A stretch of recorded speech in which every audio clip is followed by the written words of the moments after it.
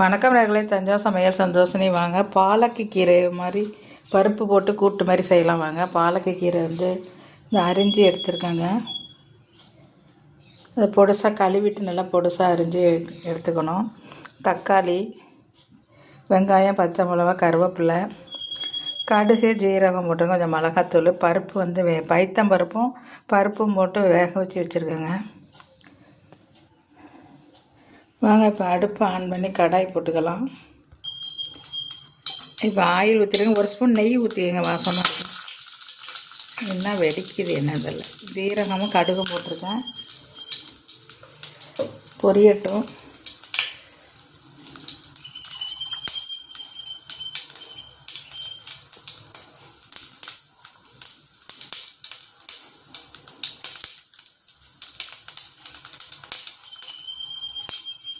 பொரிஞ்சிட்டுங்க. வெங்காயம், பச்சை மிளகா, கருவேப்பிலை எல்லாம் போட்டாச்சு. தக்காளி போட்டுடலாம். தக்காளிக்கு கொஞ்சோண்டு உப்பு போட்டுடலாங்க. அப்போ நல்லா வேகும். இது இப்போ நல்லா கொலைய வேகட்டும்.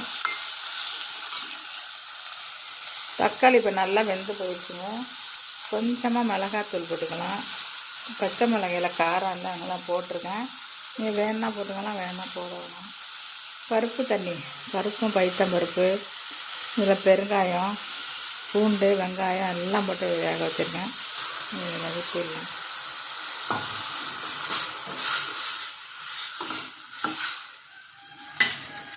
இப்போ நம்ம இந்த பாலக்கு கீரை அரிஞ்சு வச்சுருக்கோம் பாருங்கள், அதையும் இதில் நம்ம போட்டுடலாம்.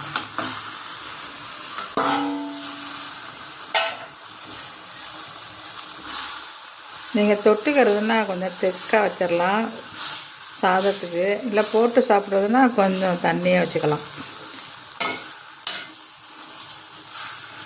இது நல்லா வேகட்டுங்க.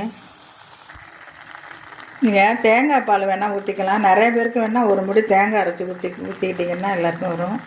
நான் தேங்காய் ஊற்றலை. சூப்பராக இருக்கும் பாருங்கள் பாலக்கு கீரை கூட்டு. இதே மாதிரி நீங்களும் செய்யுங்க.